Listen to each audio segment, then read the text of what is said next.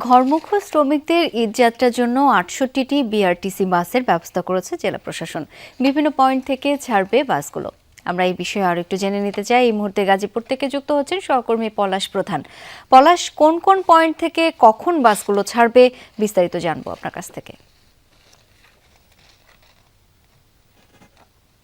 আসলে আমরা Gazipur metropolitan traffic বিভাগের ঊর্ধ্বতন কর্মকর্তার সাথে কথা বলছি। তারা এখনো বিষয়টি নিশ্চিত তথ্য দিতে পারেনি। তবে ঢাকা ময়মনসিংহ মহাসড়কে এখনকার চিত্র সম্পর্কে যদি বলি, সেক্ষেত্রে বলবো যে পরিবহন অনেকটাই সংকট রয়েছে। যে কারণে আমি যদি একটি পিছনের চিত্রটা দেখাই, সেক্ষেত্রে বলবো যে মৃত্যু ঝুঁকি নিয়ে তারা তাদের পরিবার নিয়ে যাওয়ার চেষ্টা করছে। আমরা এখানে প্রায় এই যে ট্রাকটি দেখতে পাচ্ছেন, এই ট্রাকটিতে প্রায় ৬০ থেকে ৭০ জন যাওয়ার কথা। প্রায় ১৫০ মতন লোক এই গাড়িতে অলরেডি প্রবেশ করছে। কিছুক্ষণ আগে দেখেছিলাম যে ছোট ছোট বাচ্চাদের নিয়েও ভিতরে প্রবেশ করেছে। তাদেরকে উপরে যেহেতু বৃষ্টি হচ্ছে, উপরে সামিয়ানা দিয়ে রাখা হয়েছে যেন বৃষ্টিতে যেন প্রভাব না পড়ে। তবে এই কিছুক্ষণ আগে আমরা দেখছিলাম ট্রাফিক পুলিশ এসেও তাদেরকে কোনো প্রকার বাধা সৃষ্টি করছে না, যেহেতু আগামীকাল একদিন বাকি রয়েছে, এরপরে ঈদ করবে পরিবার পরিজনকে নিয়ে। যেই কারণে মূলত আমরা দেখছি যে মহাসড়কে এই দৃশ্যগুলি সবচেয়ে বর্তমানে দেখা যাচ্ছে ঢাকা ময়মনসিংহ মহাসড়কে এবং